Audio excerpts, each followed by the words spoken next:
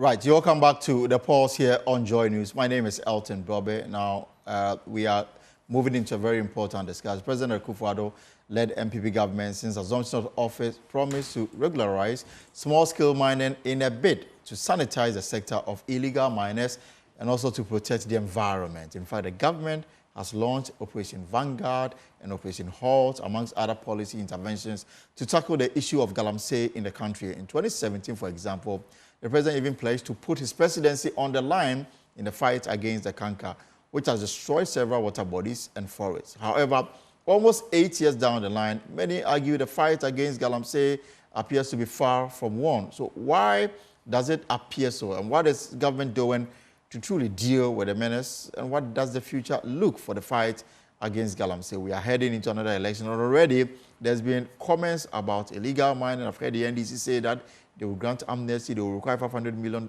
to fix it. What is the position going forward? Deputy Minister for Lands and Natural Resources, George Mreku Duka, is my guest this afternoon here on the pulse. Honorable Duka, you're welcome. Thank you, my brother. So, in sum, from where we started from 2017 up until now, how will you describe the fight against illegal mining? Are we on the path to win? Have we won or we've lost out?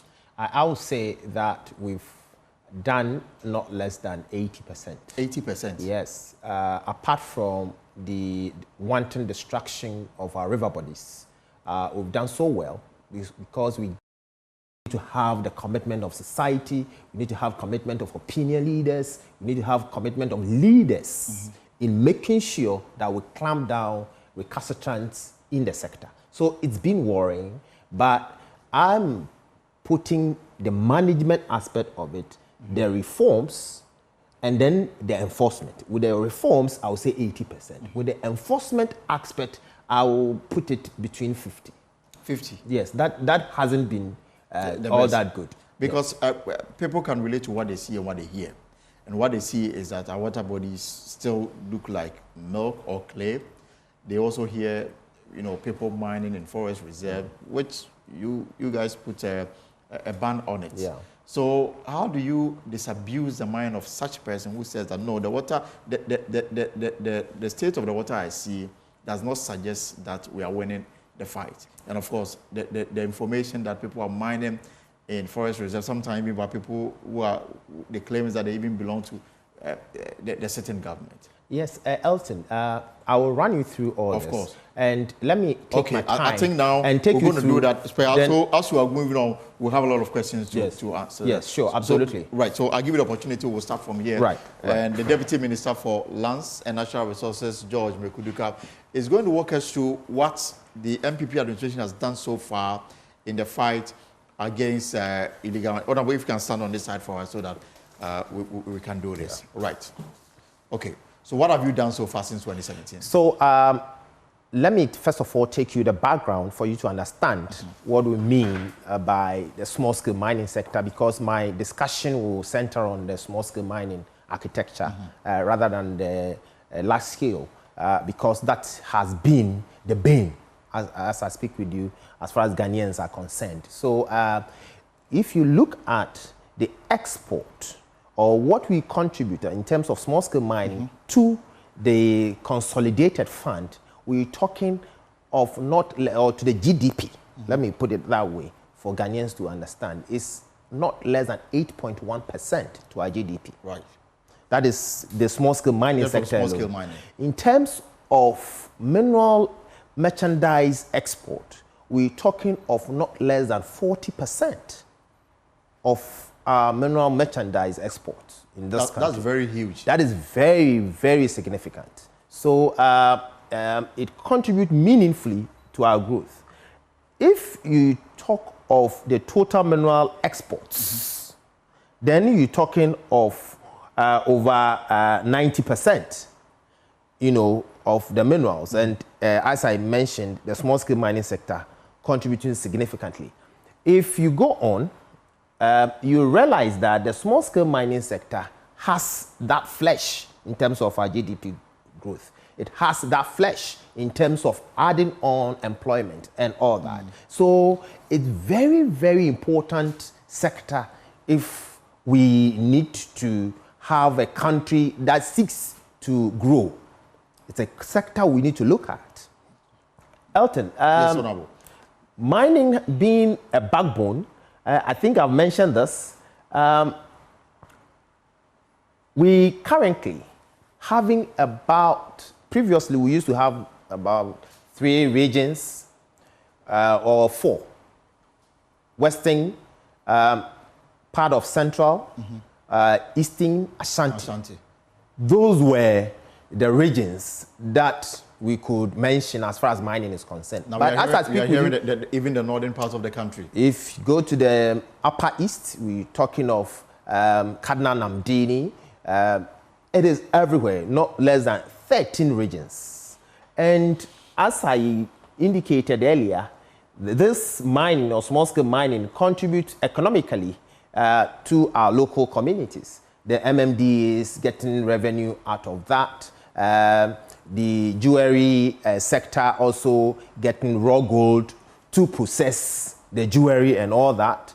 And it also serves as a precursor to the conglomerates that are in to explore. Because when they are coming to do the exploration, they trace where are the small-scale miners, then the prospects there will be bigger. So then there's no need even investing more. Because already you can be sure that the mineral is there. Absolutely. So it's a precursor for the large-scale concessionaires who are interested in pursuing mining.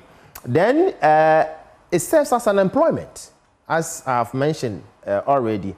Then the small-scale mining alone, sector alone, contributes 43%. That is in total, if you quantifying the quantum, then you're talking of 2.1 million ounces of gold, of total gold produced. In the country? In the country. 43%? Yes. Meaning the 57 is from the larger scale. By the multinationals? Yes. So clearly, even with a lack of maybe not up to the level of the big companies in terms of technology and the financial backing, 43%. Meaning if harnessed to that level, they can virtually compete at the same level with the global. Yes, that is why I believe in building local champions within the industry.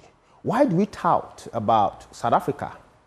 We say South Africa has used gold to build Johannesburg and all that because the ownership of the mining companies there are for the indigenes. So the indigenes own the mining companies. Therefore, whatever they rake in remains in the country.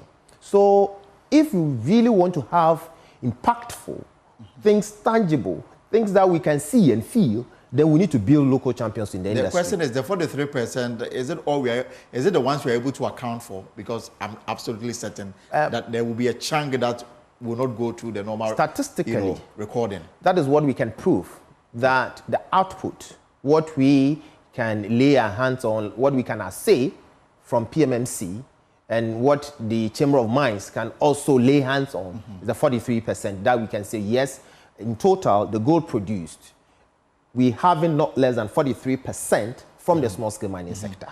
And that's... but these are also the registered companies. Yes, and the concern has been about those who are not registered. Yes. And they are operating without any rules. And I'll come to that. So it's a sector that is very enviable because as a country, we were named Gold Coast. So if you're talking of gold, then you need, people must have the impact. It's the reason we established the Minerals Income Investment Fund to ring fence the revenue stream to somehow invest and build on the revenue stream, do things that people can see that, yes, we've gotten revenue from the gold that we sold and we've used purposely for this. So it's reason we had that vehicle to establish kind of a revenue stream that could in the future project the prospect we had out of gold. Let me indicate to Ghanaians what we came to meet as a government. In 2017? In 2017. In 2017, if you look at the trajectory, no stakeholder engagements, People didn't even have a feel of government in their respective communities. Long periods of licensing acquisition for miners. When they are getting mining licenses, they will struggle. Lack of appropriate livelihood support, because if you are saying, okay, I shouldn't mine in the river body, I shouldn't mine in the forest, where do I then go? There wasn't any kind of framework or mechanism for them to be moved into. Lack of credit facilities. And Elton, as I speak with you, people engage foreign nationals, get into contractual agreements. They give 90% of that agreement to the foreign nationals, and they keep only 10%. So we keep on wallowing in poverty. And they do that because mining is very expensive. It's capital, intensive.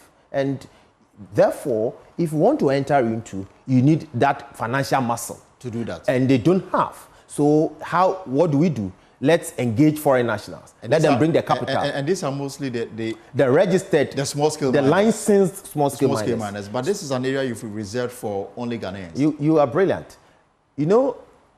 Per Act 703, foreign nationals are barred from engaging in small-scale mining. So they mustn't participate at all. Yet, because of financial implications, they get into that illegally. Right. So it's an illegal venture. Under the cover of a Ghanaian who is who has a license. Who has a license. Now he has the license. He's been staying at home for 5 years, 6 years. Somebody hints that, oh, I know this foreign national who can then give you this money. In lieu of that, they enter into a contractual agreement. 90% is given to the person, and he takes only 10%. And if he doesn't do that, he wouldn't get any facility. Absolutely. And he can mine. So, and also lack of miners' capacity building, because there hasn't been any kind of thinking that let's build the capacity of our own people, let them do the right thing. If we had started years back, I believe we would have been able to battle this kind of canker. Then also, the Geological Survey Authority that we had were not in any way helping them, supporting them to block out areas for further, create further mineable areas. And that was also a challenge. And Elton, before we came in 2013, August 23rd, 2013, I know you know ISS, Institute for Security Studies, right. A very reputable institution. They said illegal small-scale gold mining is increasing anti-Chinese sentiment in Ghana and highlighting serious problems in the country's mining sector. People are now creating an impression that the illegal mining started just Nana Akufo-Addo's regime. In 1980s, I'm from Dompim in Takwa. 1980s, Rawlings used to, may his soul rest in peace, His Excellency, used to come to Bonsa with a helicopter, with the aim of clamping down illegal miners. People were whipped because we were in a junta regime. People were caned, molested, just to stop illegalities in the mining. We couldn't do that. So even in 2013, this happened, that we had the influx of Chinese in the country, where ISS said, no, this is creating, confusion in the country, and there's the need to tackle that. In fact, but the first documentary I did when I joined the multimedia group, this was around the same period of 2013. This was done in the Amansia area in the Ashanti region, where the Millennium Corporation had built a school for the community, but illegal miners, being helped by some foreigners, had destroyed the foundation, creating issues in the community. Some people had fell into the pit and died. There were issues about diseases and all that. And clearly the issue of enforcement and ensuring that communities are protected from illegal mining was ripe then. And I guess it probably may be the same. I don't know what you've done to resolve this. I'm happy you saying something to buttress the point I indicated. So I'm only indicating this to Ghanaians, that the illegal mining menace started way back, and predominantly we had these experiences, especially for those in the mining sectors or mining communities. I'm taking the interest will be what have you done to address it? I'll do all that because I know I'm not addressing I'm addressing Ghanaians and my reputation is at stake. So I just want Ghanaians to understand step by step things that what we came to meet, what we've done, because it's the reason they gave us the opportunity. So I'll go through all that, but I want them to understand what we came to meet. In 2014, January 9, Mining.com, which is also a reputable institution, said China and Ghana to work harder on tackling illegal mining. Graphic Online, our own graphic, in March 17, 2014, also mentioned Ghana to import water soon. These were practical events that happened. March 26, 2014, 3 Guineans, 16 Ghanaians arrested over Galamsey. Let's move on.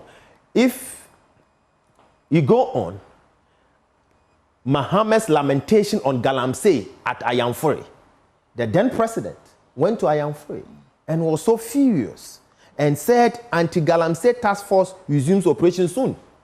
And now the perception has been that Akufo-Addo came and brought Galamsey illegal mining.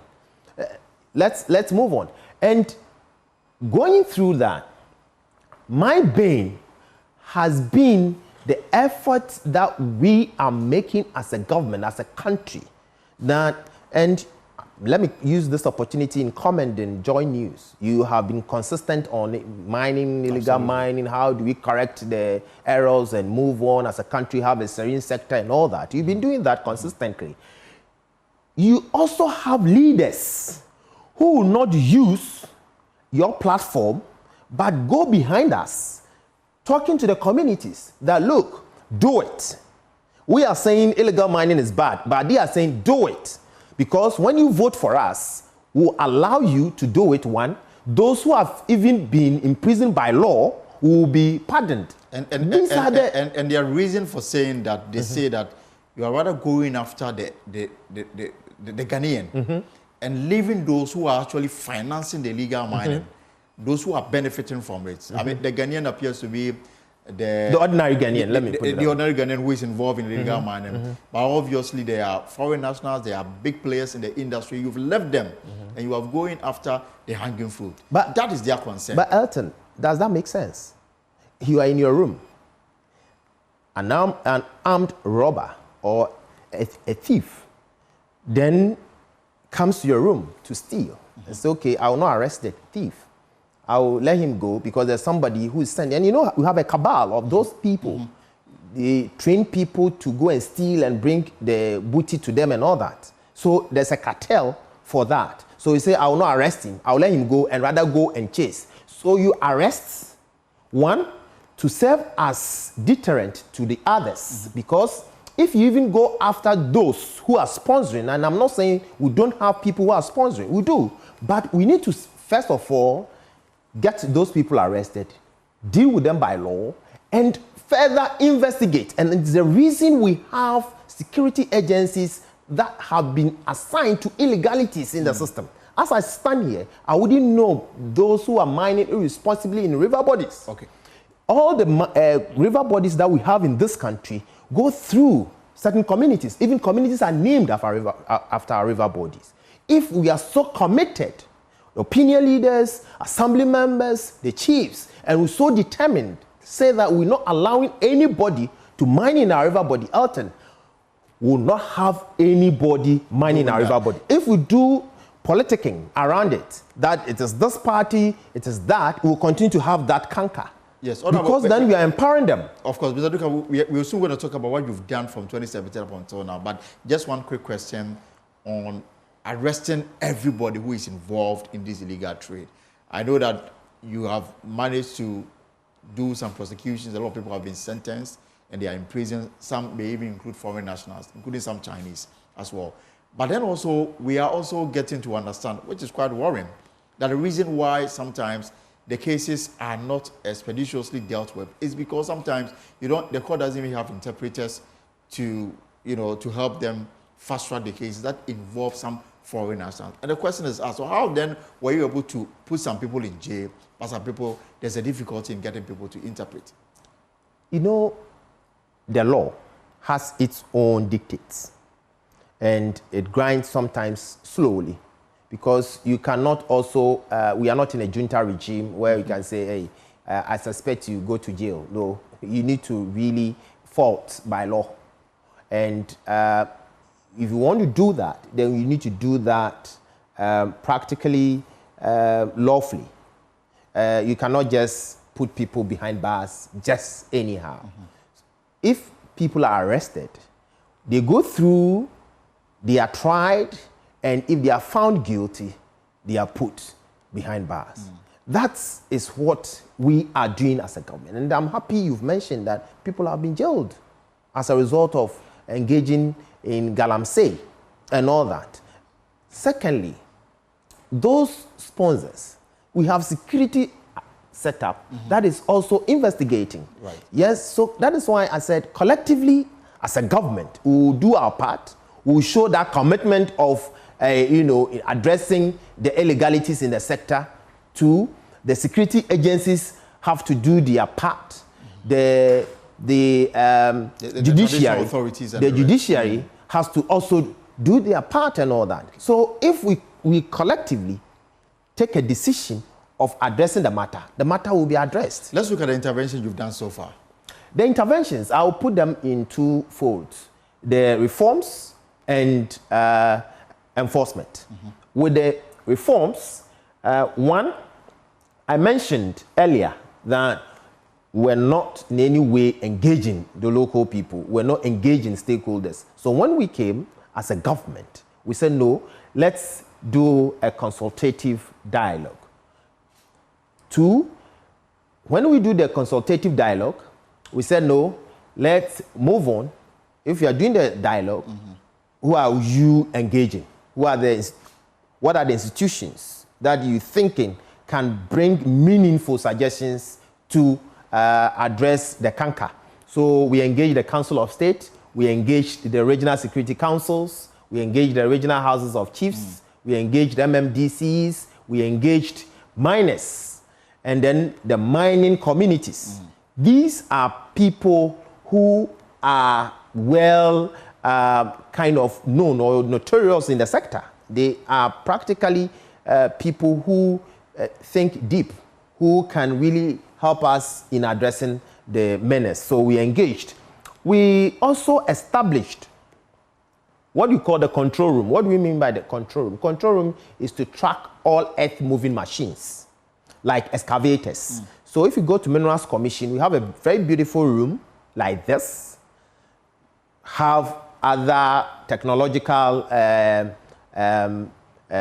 machines or devices that we're using to track earth-moving machines. So if we have an excavator in Ahafo operating in a community illegally, then that machine could be stopped from operating through the device that has been embossed on the excavator. Then the owner has to come and explain to Minerals Commission why you got the machine there illegally. Then if the explanation meets the dictate of the law, then you are left to go. If not, you'll be apprehended and the law will deal with you accordingly. So we have that control room that we're seeking to expand. Now we are at the teething stages. So we believe going forward we could expand it.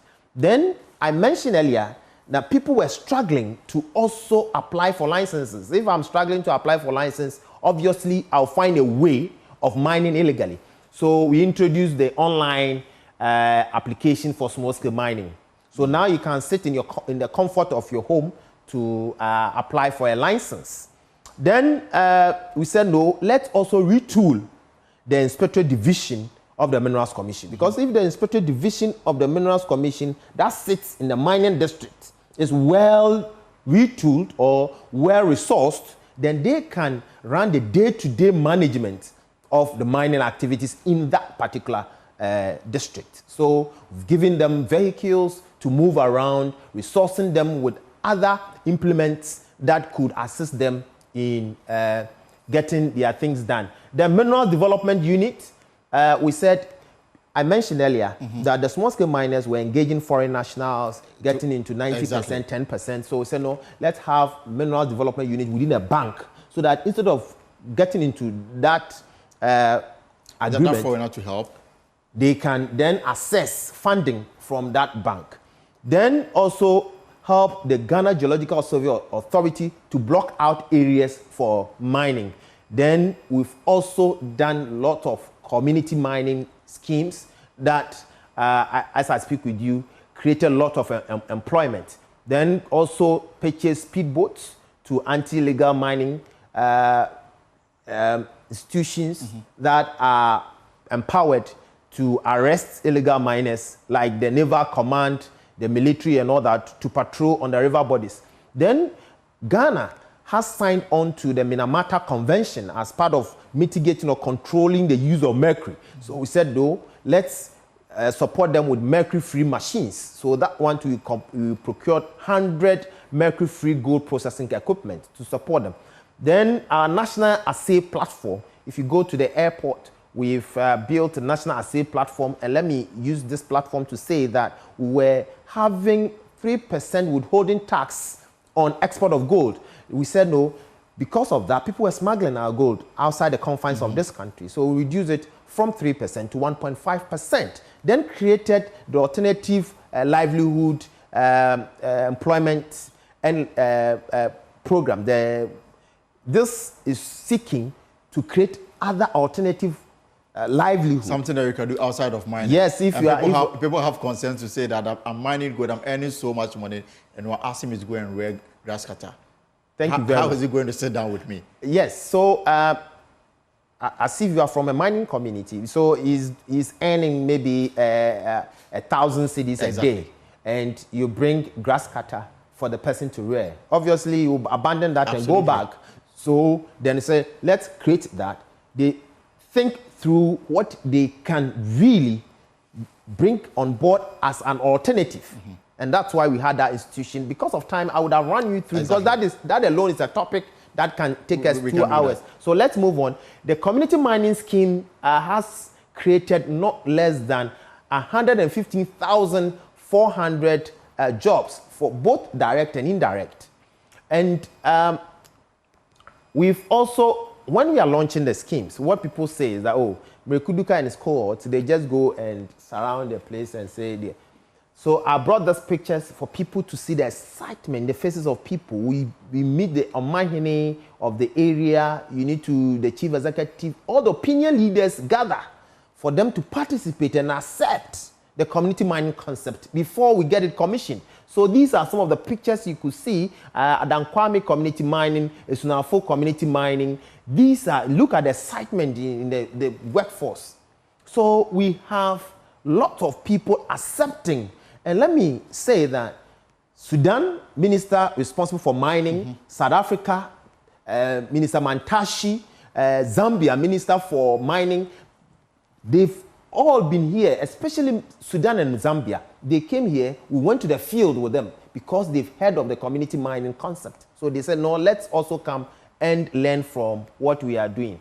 Now, let me run you... Go to the way forward. Then I have some few questions to ask you. The way forward, very, very sharp one, from His Excellency Dr. Mahmoud Bawumia. I've understudied him throughout his tour, UPSA. I don't know whether you monitored the things he said when he came to Takwa, things he said, and a very fantastic man who has lots of ideas for the mining industry, is president the miners will be happy with, and coming to, in a way, deepen and rebrand the industry. And he's termed it as a golden age for the maximization of the benefits from the natural resources. And that's something that he's been talking of. And he's having about 16 or 20 policy outlines, but I will take you through just about 14 because of time. He says he will, in collaboration with the large mining companies, convert abandoned shaft into more community mining schemes. There are mining or large-scale mining concessions spanning from maybe here to wager. There are so many at Obuasi, for example, that I've seen. So, and there are areas that they've mined and left it, you know. They've left the concession. It's no longer in their hands. It's because when you take the concession, it's yours. Exactly, because that's always been the friction between the community and the mining company. Absolutely. So the community feels that once you've left, you should be able to allow us to work here.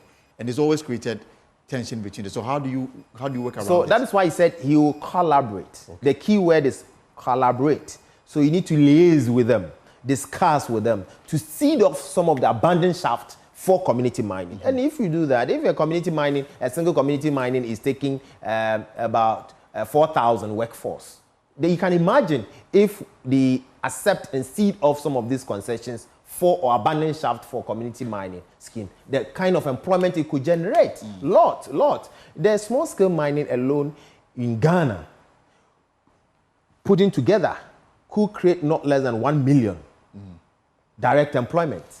How many are we having in the large scale? You know, the workforce generally is not even up to 300. You know, so the small scale mining sector, if encouraged, could do a lot to, in a way, address the unemployment situation we have in the country. It says we will establish a mineral development bank. And then that's a game changer because of that unfortunate agreement they enter into. They don't have any access, so they go into that. So if mineral development bank is established for these people, then they could access funding by themselves and pay whatever interest as they mine. So your concession will be assessed by the bank. If it's feasible and it's, mineable and commerciable, then we can think of getting some funding from the bank. And Nigeria is something they have, in a way, implemented already. In 2022, approved 500 billion naira to set up their solid mineral development bank. Towards the same purpose? For the same purpose. So if we are going to also set up mineral development bank, of which he has indicated that practically he will engage the mining companies. Instead of even using money from the consolidated fund, you engage the mining companies to come together and support. So it will be private sector driven kind of a situation. So, and says set up state-of-the-art common user gold processing. And Alton, as the miners mine today, what they get out of the ore is not, in terms of gold, is not up to 30% because of lack of, technology. So they are not able to get what is expected. So they then tend to even sell the ore and they term it as tailings. That ore, His Excellency the Vice President is saying, I will set up a zonal processing unit. So that when you get the ore, you take it to the center, it is processed, and you can have not less than 90% of your gold threshold out of the ore. So that's very novel. So all the policies that he's introducing into the sector, he's being novel. And one thing that is also exciting the miners, especially the large-scale miners, is the exploration, the VAT on the exploration tax. Exploration. That when you explore, you are taxed. And what do you mean by exploration? You are going to find out whether you have gold. And people use not less than $5 million US, $10 million US, sometimes to explore and get nothing and go back. Now, when the person is coming to explore to find out whether there's gold, you tax the person.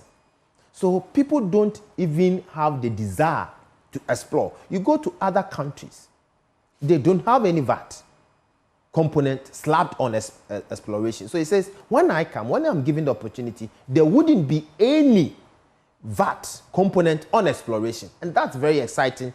And I commend him for that.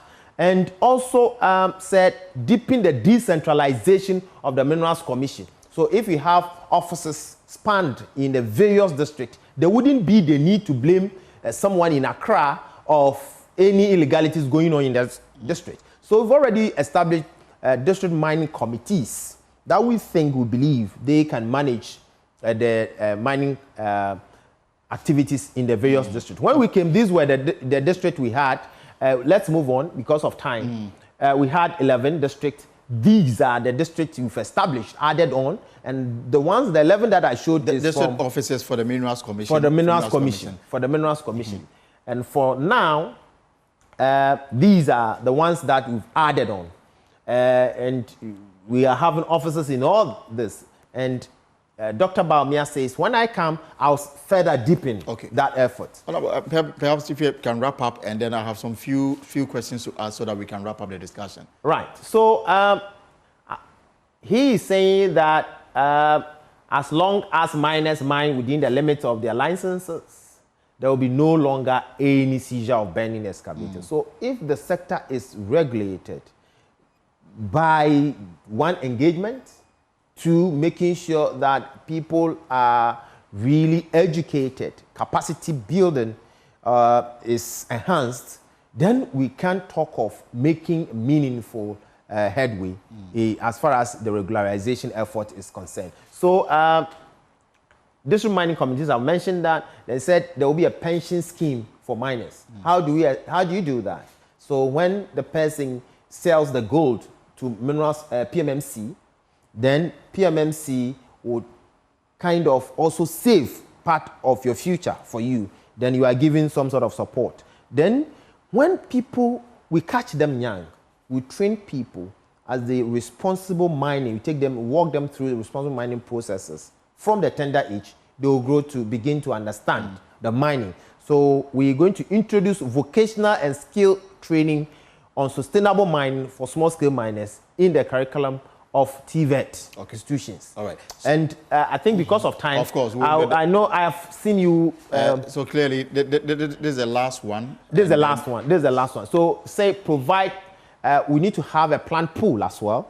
So if you're not seeking funding from the bank and you have the edge of renting, you have a pool, a planned pool that you can go and rent and then use it to mine. Then out of your proceeds, they get some to defray your debts. Then it says also you conduct audit of concessions. Some people, one person may have about 20 concessions that are just sitting down idle. So if this audit is conducted, then we can see those that are not being used for others. Right. Because you can't own a concession for 20 years without mining anything about it. Yes. Okay. Then the last says have refineries, establish the base for mining. If you refine without exporting the dowry, you tend to bring on board more people, you recruit more people, because then you have the raw gold, then you can process for jewelries and watches, whatever that you want to do, and or responsibly mine small-scale gold produced or sold. The gold produced will be sold to the central bank. Okay. So if we mine our own gold, we sell to the bank, then we can use it to cushion the economy of this country. Just one quick question. So I'm getting so many text messages from people who are watching. People want to see mining is a very important area. Interesting area. And it always brings to the fore concerns. Yeah. And they are asking. I mean, they say that this looks so good on paper. The challenge may be implementation.